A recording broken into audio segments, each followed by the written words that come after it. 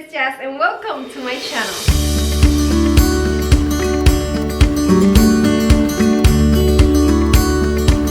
Okay guys, so for today's video I'm gonna be doing 3 Dollar Tree DIYs that I am so happy. I'm so excited because I just love how these 3 projects turned out. They are super budget friendly, very easy to make, and I just hope that you like it. If you do, you can give me a big thumbs up because that really helps to support my channel. And if you are new here and you like DIYs, home decor, and trash to treasure, make sure that you are subscribed to my channel and you hit the bell to get notified every time I upload a new video. And guys, if you want to see how I made these Dollar Tree DIYs, just keep watching. Hola mis amores, bienvenidos a mi canal nuevamente. Muy contenta de que estés aquí un día más conmigo, y para el video de hoy voy a estar haciendo 3 proyectos sumamente fáciles, sumamente económicos, utilizando materiales de Dollar Tree. Ay, que me tienen enamorada, de verdad. Me encantaron cómo quedaron y espero también de todo corazón que a ti también te guste.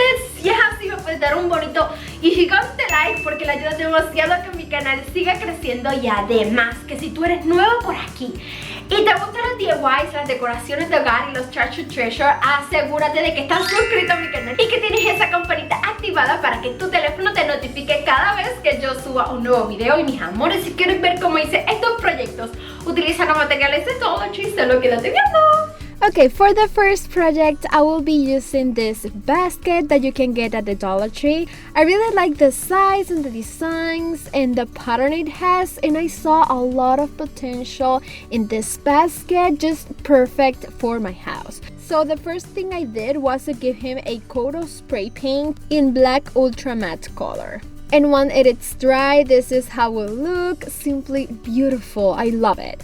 From there, I want to cover the basket so that way the interior is not visible. So I used this burlap fabric that I already had in my house, and I had bought it, I think, in Walmart a long time ago. But this specific burlap is not very good just because it's quite transparent, and I had to double it to cover better, and I just actually spent more material. And another thing is that it's not large enough to cover the whole basket, but it's okay, that's fine for me, and I'm just going to work with what I have. The first thing is to place the burlap fabric and fold the top edge to give a nice touch to the basket, and on the back side I place some hot glue and stick both ends of the burlap.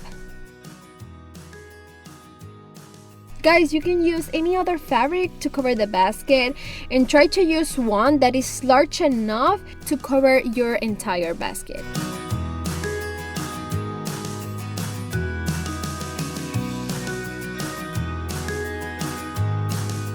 From there, I'm just going to start folding and pasting all those extra pieces of fabric just to make it look the best you can in the basket.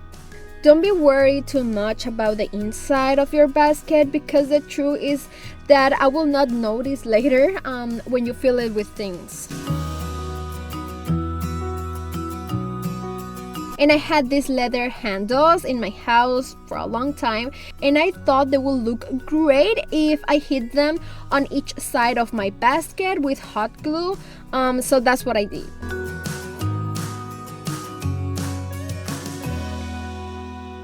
To recreate these handles, maybe you can use pieces of placemat, just cut them into strips, paint them, and they just going to look so good. And once you're finished hitting the handles on each side, this will be the result of our project. I really like it. It looks so amazing and super farmhouse style with this burlap fabric, and I just love it. It's perfect just to place any type of decorations such as books, maybe blankets, pumpkins for this fall season, or just simply use it for storage. I loved this second project so much, and it only cost me $2. So the first thing you are going to need is this wooden stick from the Dollar Tree plungers, and I want it to look like an old branch, so I'm going to use moss color. I'm going to use antique wax from Waverly and white. With this sponge, I will be painting the wooden stick, but leaving empty spaces to get the touch that I really want to have. First, place the antique wax, and then the green color, and finally the white color. Guys, one idea is that you can maybe use a real tree branch for this project, and it will be cheaper. And another thing is that maybe if you paint it in darker colors, you can get these spooky vibes from Halloween. And once it is dry, this is how will look this wooden stick. For the straw of my broom, I will use this Dollar Tree raffia. 1 or 2 rolls depending on how bulky you want your broom. So I will fold it as long as I want the straw to be, and short to separate the raffia at the bottom. Then I just have to place it on the bottom of the wooden stick and distribute the raffia to cover the stick and make it look good. And finally, with another piece of raffia or maybe jute cord, you must tie the raffia to the broom so that it does not come loose.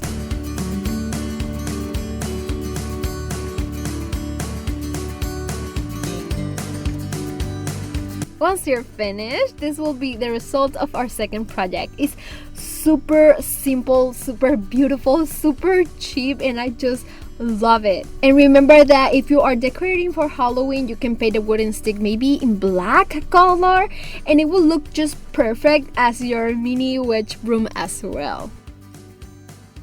For my last and favorite project, I will use this brown craft paper, and you must cut it depending on how big you want your sign. In the center of the paper, you can write whatever you want, and I will be placing these give thanks words that I just wrote in my computer in large size, and I just printed. The first thing is to place how and where you want the words to be, and you can also mark the edges of the paper so that way later you make sure they are just where they're supposed to be. With a chalk, I will write all the back of the paper, and this is what will help me to transfer the word to my craft paper.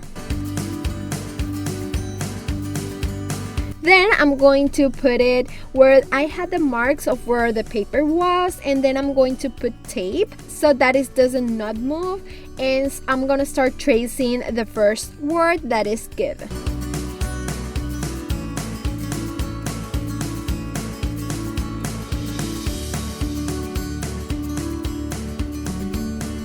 Once I finish, you can remove the paper and you can see how the whole word is just perfectly transferred to my craft paper. You can use paint, but I think it's easier just to use a permanent marker of your choice and start tracing and painting the whole word. Once you're finished, you can clean with your hand or maybe with a dry napkin just to remove any chalk that you have left. And this is how it will look. I really like it a lot. For the word thanks, I did the same.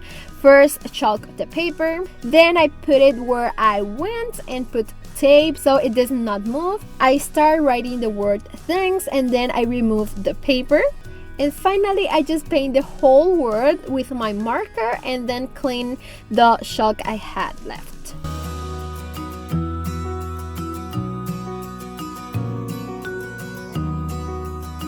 From there, you should fold the edges of your craft paper, and if you want your sign to be maybe like 24 inches by 18 inches long, which is what mine measures, you must cut it 24 inches by maybe like 36 inches long, so that you have enough paper and you can fold the edges like me.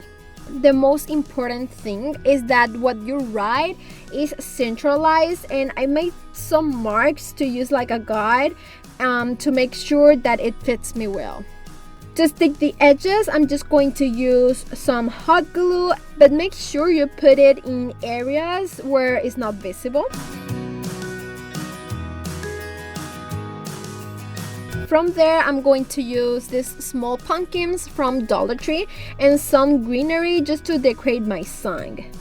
I'm going to hit the pumpkin under the word thanks, and then I'm going to stick all the greenery with my hot glue gun. You can place the pumpkin which color you prefer, or you can also maybe place only greenery or flowers just to make it more neutral for any season. I will be doing the same theme but at the top of the sign, and I'm going to hit the pumpkin and the greenery on the top of the word give.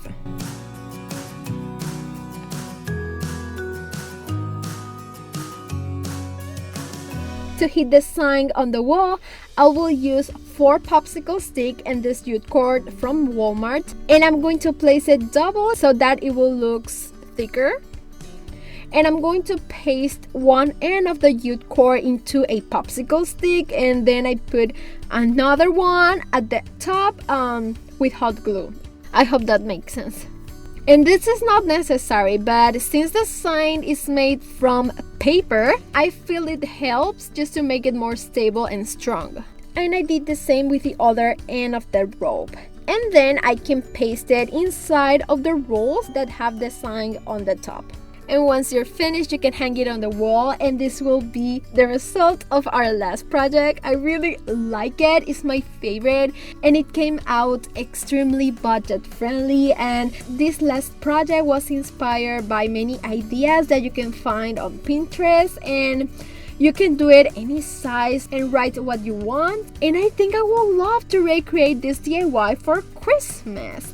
But I don't know, let me know in the comments if you'd like to see it. And as always, which of these 3 projects was your favorite? Please give me a big thumbs up if you like this video and share with friends and family. Remember to subscribe to this channel so you don't miss any of my videos. See you this Sunday with my 5 minutes crafting video. Mwah, love you so much, guys. Have a beautiful day. Bye bye.